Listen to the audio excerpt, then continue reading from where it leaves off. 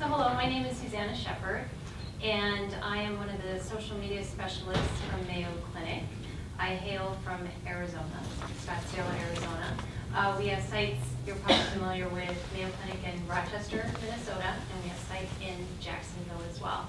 So a little background, before my role in social media, I worked for about 10 years as a medical interpreter in both Spanish and French, and I also worked as a patient advocate for both our international patients and for our local, regional, monolingual Spanish patients. So I was fortunate to kind of bridge both worlds, so I got to work in the clinical and work with patients and work physicians on a daily basis. So that has helped me transition into the more the communications world, social media world. So that was great. Little background on the Mayo Clinic Center for Social Media. We're fortunate working at Mayo that we have a great support staff, and that the center was actually endorsed and supported by our leadership.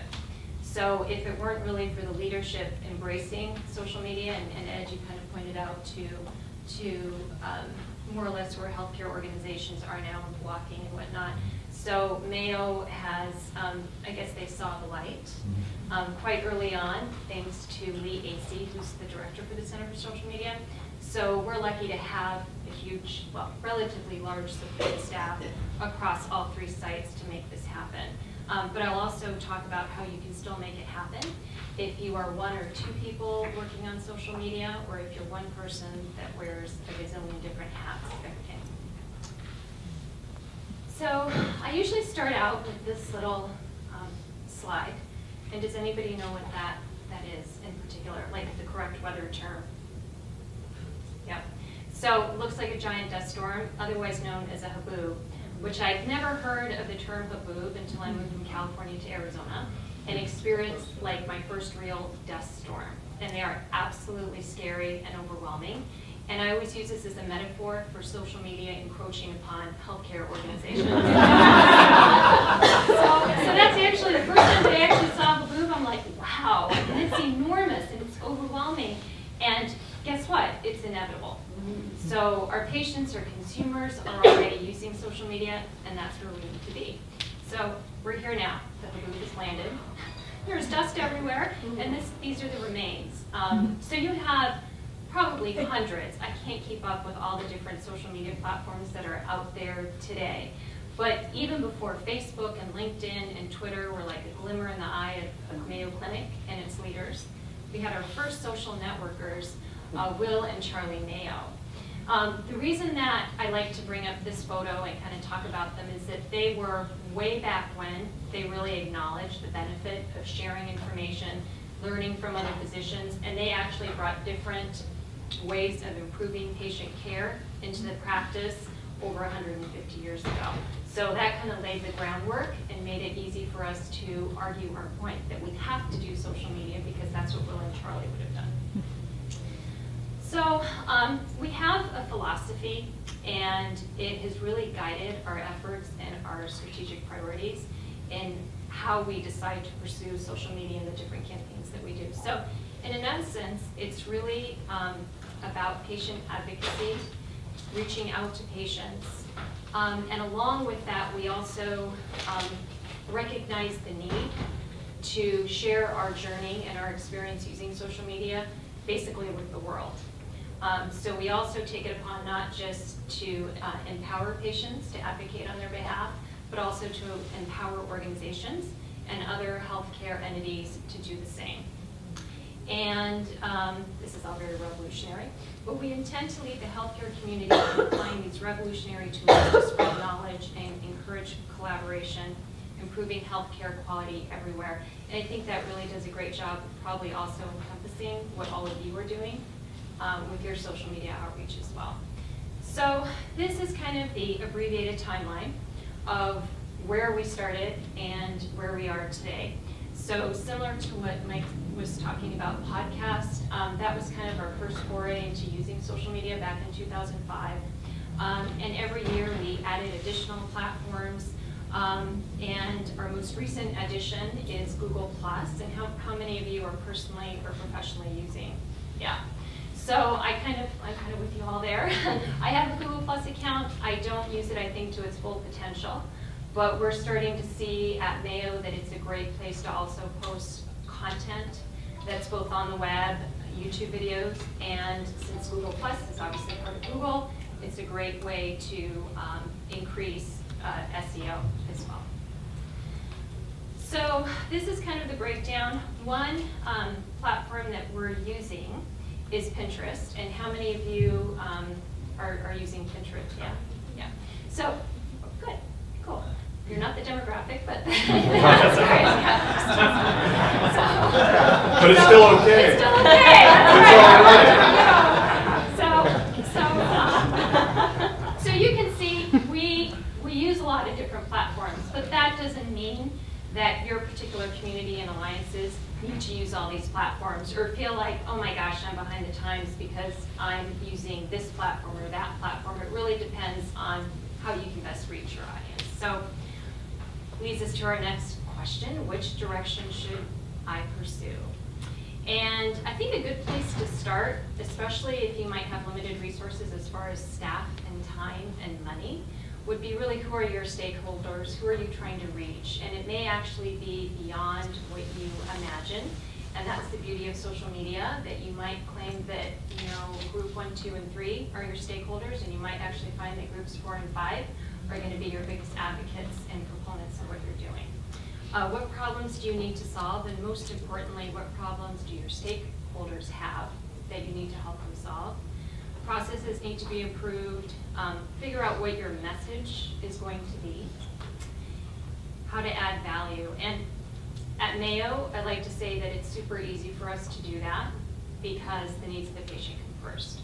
So really any strategic decision that we make as far as how we're going to use our resources in social media come back to how does this benefit the patient and how is this going to improve patient care. So to make it all super simplified, I came up with the 3 E's and the little e. So the first E is all about communication, and it's not one way. And I think, Ed, you touched upon that you have to engage with one another. And it's not just Mayo Clinic putting content out there, it's Mayo Clinic listening to questions, to concerns, and basically engaging with patients and non-patients. So the next few slides tell the story of a woman who actually found her mother's kidney donor through social media, which is pretty amazing. And this all kind of unraveled within the first 2 days of my new job here. So I was like, this is so cool. This is why, this is why social media is so important. So these are just screenshots actually from their Facebook page. We did not approach the patient at all to discuss their story. So questions of protecting patient privacy, they kind of put the story out there. We contacted the patient, the family, and the donor, and we shared their story on our blog site, and then the Today Show picked it up. And they did a beautiful piece on the family, and now the donor is producing a movie based on her experience, and she's actually traveled throughout the US and Canada speaking to other donors who've done the same. So that's pretty cool. So along with, second E would be empower. And this slide shows how a woman, Catherine Leon, basically used social media and networking. She suffered a spontaneous coronary artery dissection, which is apparently very rare. She went to the ER. She was told, you have a rare disease, and we're sorry that you have this, but that was basically it. So she was left with a lot of questions. She went to, of course, the internet and the web.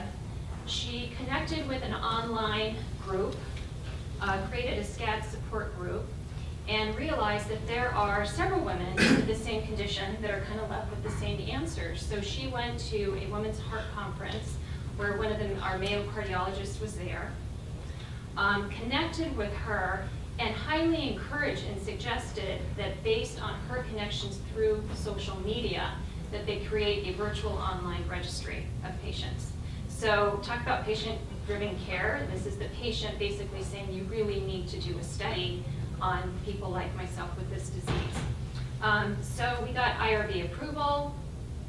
The study was conducted. They were looking for 12 participants. Within 1 week, she went back to her online community, had 18 participants. They published the study results. The study results appeared in our Mayo Clinic proceedings as well as they wrote a story in the Wall Street Journal. And from that, there are 2 new studies that they're doing, and they're hoping to recruit 200 participants. So that is a pretty powerful story, I think, of how the patient was empowered to use social media to actually drive their care and improve patient outcome. Mayo then created a SCAD Facebook page to further support them and also produced a video. This is just a screenshot if you'd like to check out our Mayo Clinic Patient Connect site, which is a virtual online community for Mayo patients and non-Mayo patients to connect, to share stories, ask questions. And finally, we're at educating. This is a photo of Dr. Ruben Mesa, who's one of our hematologist oncologists, and it is a great passion of his to share advances, knowledge, trials related to blood cancers. So he makes this really a priority in his practice, so he keeps the knowledge not within his consultation room, but he shares it really with the world. And this is anecdotal. Sometimes you might get from leadership, well, what's the ROI? How are you measuring this? Why should I spend time doing this? This is, of course, anecdotal, but still powerful. The videos have been helpful to bring in some patients who would not have come or known about us otherwise, and have been useful for patients who came for the other reasons above. So, and then, of course, the little e, which would be entertainment. So I was actually speaking to somebody after the first session, and they're like, scrap the 3 E's, make it the 4 E's, because entertainment is important. And I think that whenever you create content and you're trying to engage with your stakeholders and consumers and patients and organizations, you want them to want to watch or to read what it is that you're putting out there. So this is more of a raising awareness for heart disease, and it's a parody of the Tommy Two-Tone 867, I can't sing, 5309, yeah. So it's on YouTube, so feel free to check it out. Yes, we said that this morning, so you're welcome. We sing that for the rest of the session. So then you kind of take the three E's, engage, empower, educate, combine it with the little e, which is education, combine it with inspiration, because you can't have the 3 E's, little e, without heart. I mean, as far as making social media a part and engaging your consumers. You add some passion, sprinkle in your strategic priorities, and you have successful social media outreach.